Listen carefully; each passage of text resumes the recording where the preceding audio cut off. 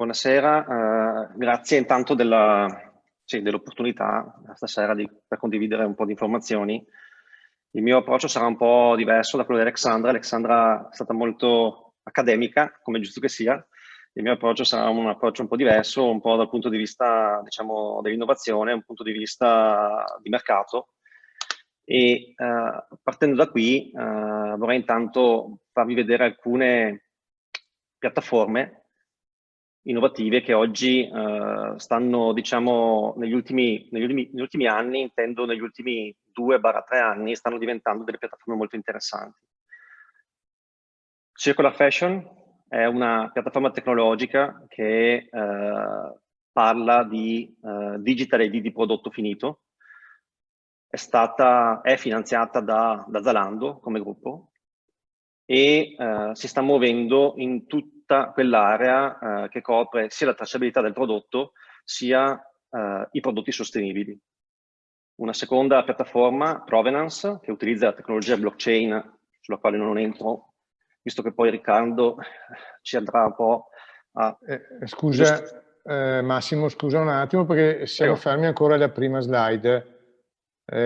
Non si riesce adesso, benissimo, adesso sta. Molto bene, molto bene. Benissimo, grazie. Quindi Circular Fashion, Provenance, altre piattaforme, Aeon, una piattaforma digitale che è adottata da e-commerce che diciamo posizionato nel mondo del lusso, nel mondo del fashion e del lusso, alla quale è anche finanziata dal gruppo PVH, Tommy Hilfiger. SourceMap, un'altra piattaforma che parla esclusivamente di tracciabilità da un punto di vista un po' diverso, però perché la affronta da un punto di vista grafico, poi magari vedremo anche degli esempi. Qui aziende come il gruppo VF che rappresenta Timberland, rappresenta Converse o altre aziende anche come Adidas utilizzano questo tipo di piattaforma per dimostrare la tracciabilità dei loro prodotti sotto una forma grafica. Blue Byte, che racconta un po' più una storia di un prodotto. Tutte queste piattaforme partono da un presupposto e partono dalla fine in realtà. La fine perché? Perché in realtà parlano della digital ID dei prodotti, quindi un'identificazione digitale dei prodotti finiti che diventa importante perché? Perché in realtà avere una digital ID di un prodotto finito significa avere un codice, possiamo identificarlo come codice parlante, come etichetta parlante se vogliamo, un codice che ha tutte quel tipo di informazioni digitali che possono essere poi collegate al codice stesso e collegano questo codice all'oggetto. L'esempio più semplice è la carta di credito con il suo codice, ha tutte le informazioni collegate e tutte quelle informazioni poi possono, diciamo, avere conseguenze e far scattare delle azioni ben precise. Perché quindi è necessario e il mercato si sta muovendo nella dinamica di identificare gli oggetti in maniera specifica. Le motivazioni sono tante, ad esempio se consideriamo il mondo dell'e-commerce e il mondo specialmente dell'e-commerce del lusso, c'è un motivo molto specifico legato, magari intuitivamente, lo comprendiamo, legato a identificare l'autenticità di un prodotto, ma sottovalutiamo magari determinate dinamiche cui magari gli e-commerce, specialmente nel mondo del lusso, si trovano ad affrontare, che intuitivamente comprendiamo che un acquisto in e-commerce porta con sé un alto tasso di reso, non intuitivamente, però arriviamo a pensare che una quota di quel reso, quando torna, non è più il prodotto originale che è stato spedito. Uno dei fattori di perdita dell'e-commerce nel mondo lusso è proprio questo, è proprio i resi che sono effettuati dagli utenti spedendo dei materiali non originali rispetto a quelli che erano stati consegnati. Ecco che avere un digital ID di prodotto finito può identificare e garantire l'originalità del prodotto sia in entrata sia un po' in uscita. Ma ci sono anche altre dinamiche, perché ad esempio c'è tutto un mondo che sta nascendo e che nell'ultimo anno ha avuto un boost fortissimo, che è il mondo del second hand, dell'usato, del vintage, diverse terminologie per raccontare uno stesso concetto.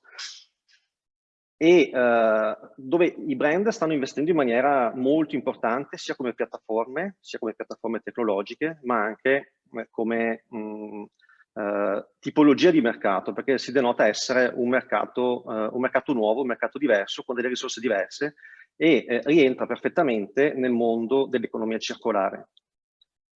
In questo tipo di mercato, ecco che ancora una volta avere l'identità digitale del prodotto, ancora una volta entrando nel mondo del lusso, diventa fondamentale, specialmente quando entriamo in un mercato di second hand. Un'altra dinamica interessante che sta nascendo, sempre legata alla necessità di avere un digital ID di prodotto finito, è una modalità di acquisto del mondo del fashion nuova, cioè non tanto l'acquistare il capo per detenere la proprietà, ma l'acquistare il capo sotto quasi una forma di abbonamento.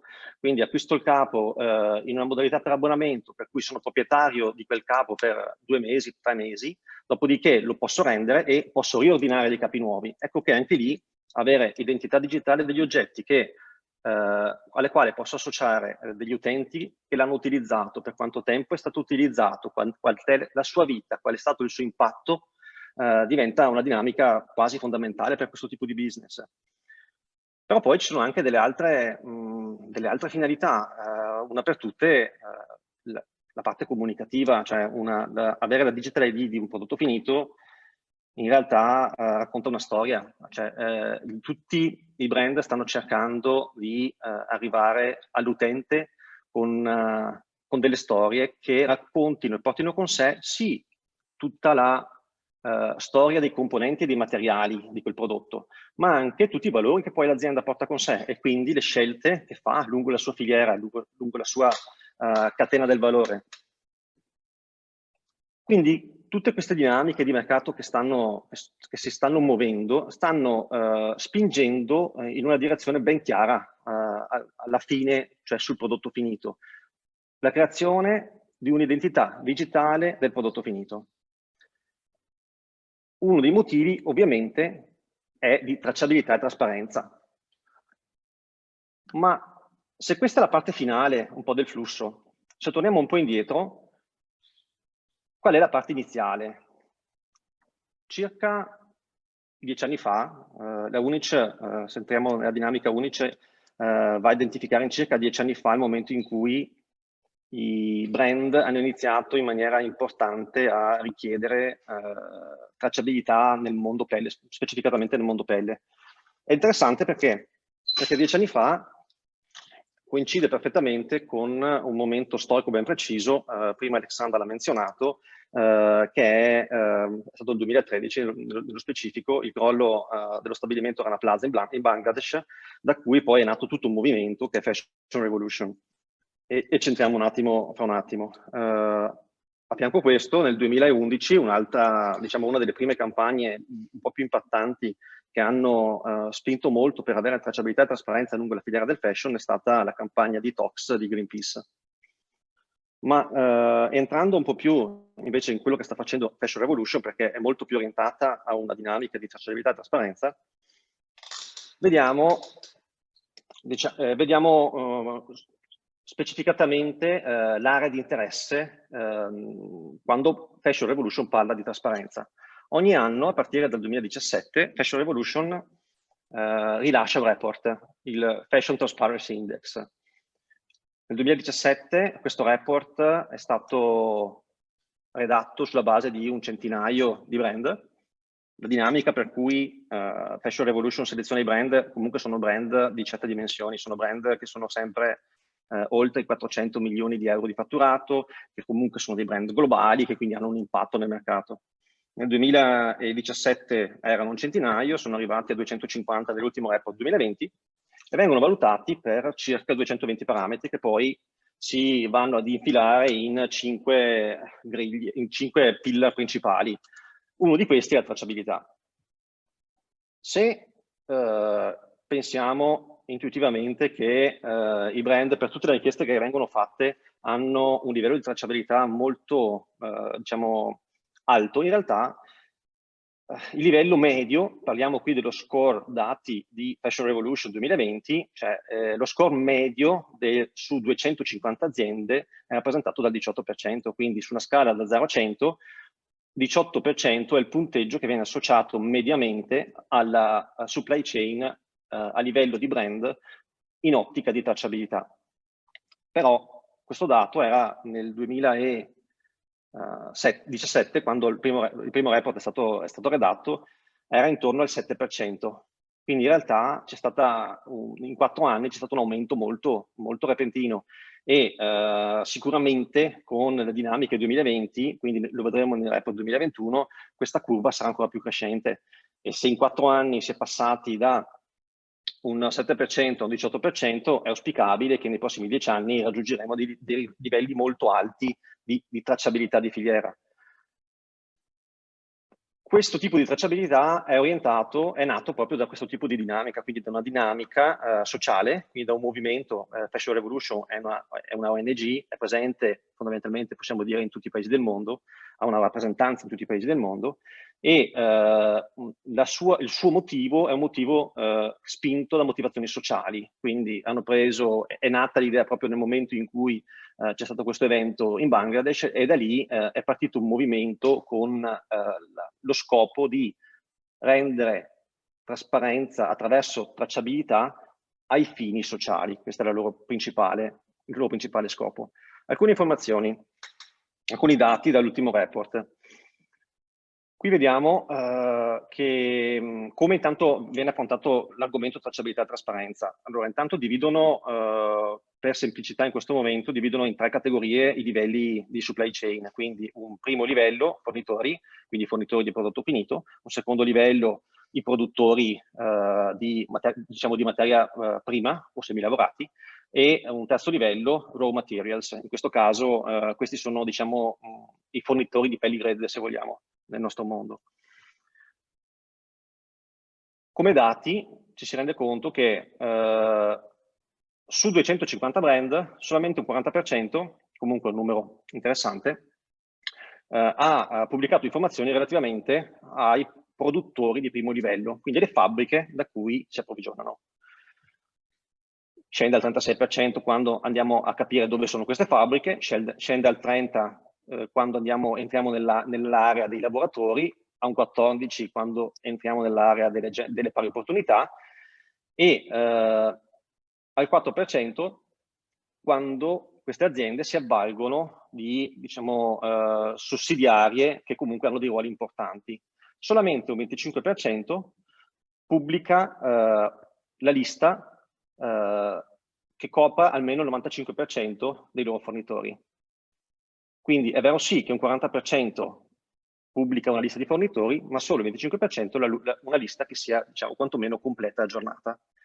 I numeri calano drasticamente quando scendiamo a livello di supply chain, quindi a un secondo livello di supply chain solamente il 24% pubblica i fornitori di secondo livello, quindi in questo caso le concerie, se entriamo nella nostra area.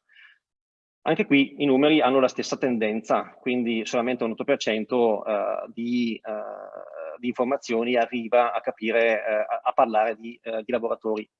Ovviamente Fashion Revolution è molto focalizzata nell'ambito sociale, quindi il loro scopo di tracciabilità ha scopi molto chiaramente e dichiaratamente sociali.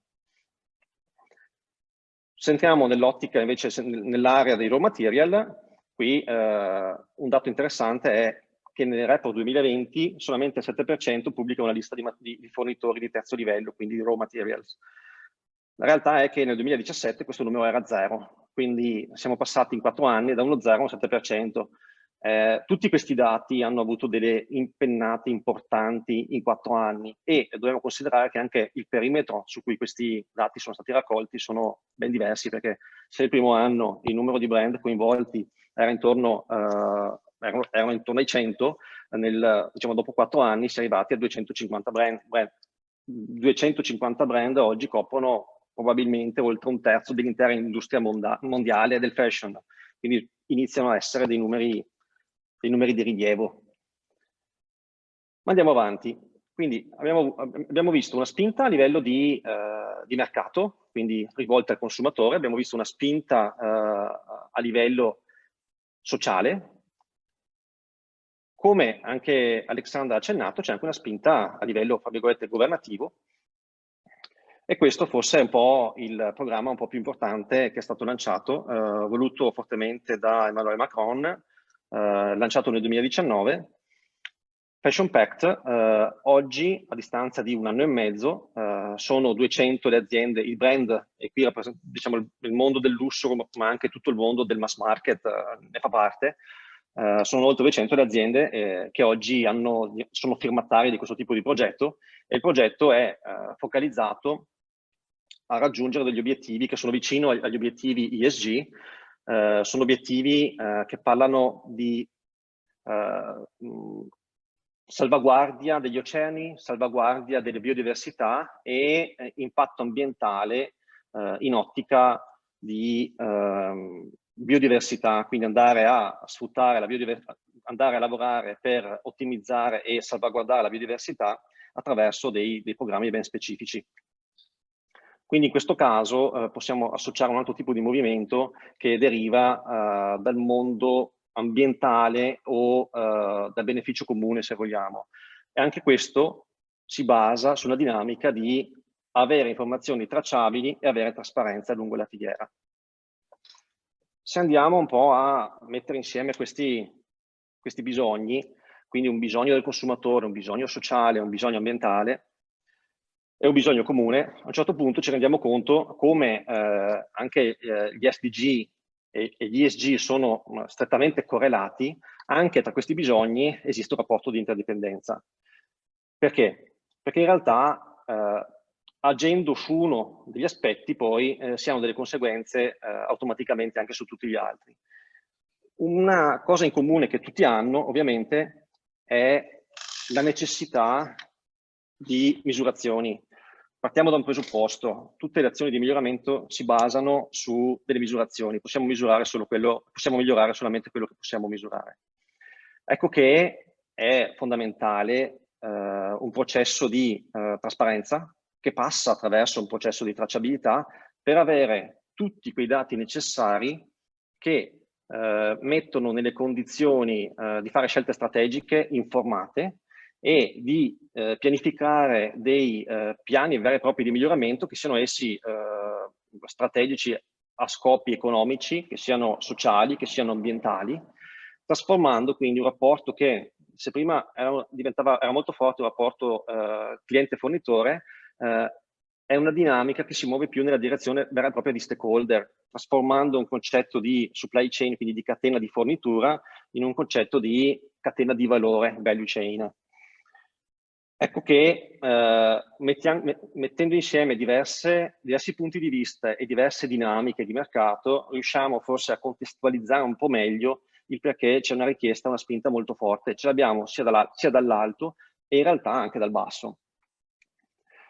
Ma se vogliamo un po', diciamo, una anche delle criticità che è stata evidenziata anche da Alexandra è, diciamo, la necessità di avere delle tecnologie adeguate, la necessità di avere dei framework che siano condivisi, che siano strutturati e che siano utilizzabili in realtà. Degli esempi di piattaforme che oggi esistono. Quindi abbiamo questa piattaforma Spur, quindi è una piattaforma di tracciabilità, è una piattaforma di tracciabilità specifica per la pelle, una tracciabilità che lega il singolo capo, quindi il singolo animale, alla pelle che poi viene utilizzata. Questa tracciabilità tendenzialmente diciamo, è rivolta al mondo conciario, se vogliamo. Quindi non voglio dire che si ferma al mondo conciario, ma tendenzialmente a livello strutturale inizia dall'allevatore, inizia dall'allevamento e si ferma al mondo conciario. Molto interessante come approccio, ha forse, diciamo, un limite di scalabilità, perché comunque è stato sviluppato e orientato per partendo da un tipo di fonte e si basa su delle dinamiche che magari sono molto forti e molto possibili se si vengono verticalizzate in un tipo di sourcing, ma magari diventano un po' più complesse quando poi si va a pensare di scalare a livello mondiale.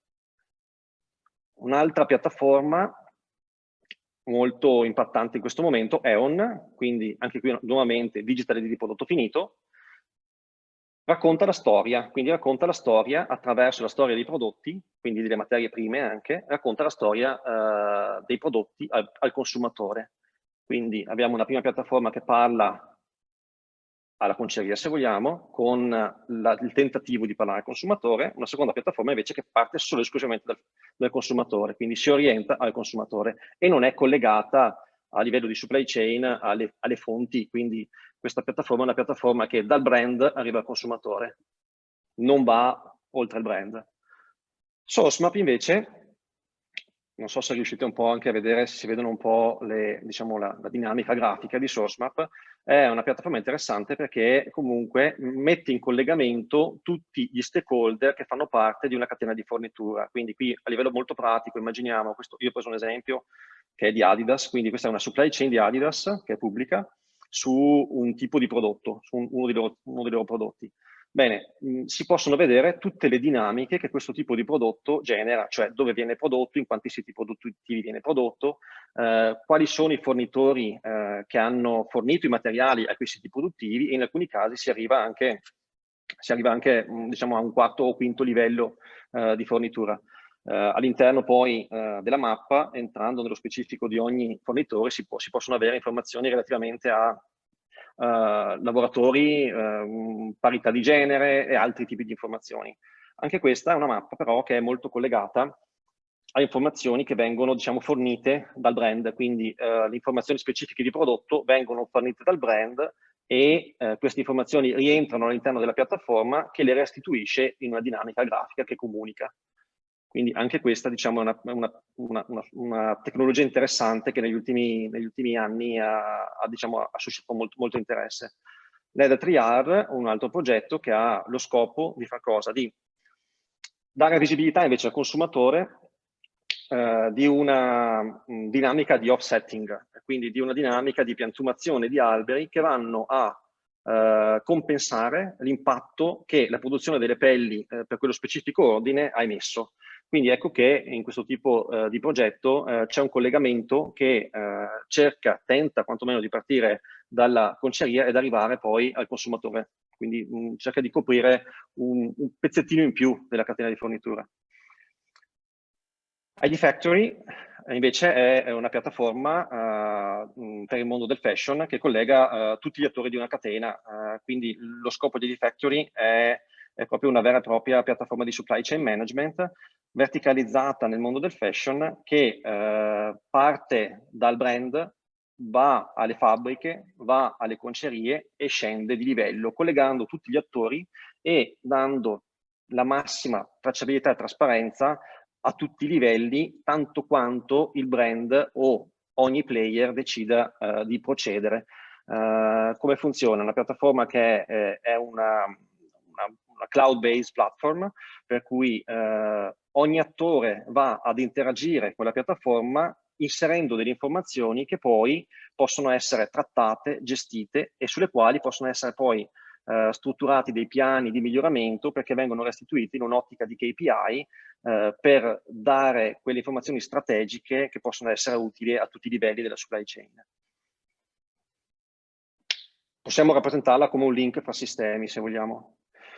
La domanda, che è un po', diciamo, quasi conclusiva, se vogliamo, per quanto mi riguarda, è un po', diciamo, sfidante, nel senso che questo è quello che è successo negli ultimi anni. Cioè, a livello tecnologico forse ci siamo resi conto negli ultimi 12 mesi della potenzialità e della forza della tecnologia, ma quello che sta succedendo negli ultimi anni a livello tecnologico è estremamente forte, nel senso che noi al momento stiamo vedendo solamente un piccolo esempio, ma ci sono tecnologie che stanno simulando o che stanno andando a sopperire alla distanza, trasferendo non solo diciamo, dinamiche di percezioni visive, ma anche di percezioni tattili. Quindi immaginiamo di avere un guanto che simula il tocco di una pelle Nabuk. Sono cose esistenti, sono delle dinamiche che oggi ci sono molto orientate ancora all'utilizzo più nel mondo, diciamo, di una fascia più rivolta al consumatore, ma tendenzialmente stanno iniziando a entrare anche a un livello più basso di filiera, o altre tecnologie, quali ad esempio la realtà virtuale, che sta avendo un boost molto forte, realtà aumentata, stessa cosa. Non entriamo nella dinamica dell'intelligenza artificiale, perché comunque è una dinamica che sicuramente andrà a toccare in maniera importante nei prossimi anni tutte le industrie, e sicuramente blockchain è un'altra delle tecnologie molto interessanti che alla quale se si riesce a dare una sua visione corretta e si riesce a interpretare nel modo corretto, può riservare degli sviluppi molto interessanti. Come controparte, se ci spostiamo dall'altra parte della bilancia, quindi lasciando stare la parte tecnologica, anche la parte, diciamo, di spinta di mercato e ambientale sarà sicuramente molto più forte nei prossimi anni. Quindi queste due forze che si stanno muovendo in direzioni opposte, non possiamo non considerarle in una dinamica in cui possiamo o subirle o pensare di utilizzarle, sfruttarle a nostro favore in un momento storico che ce lo permette anche. Quindi con questo concludo.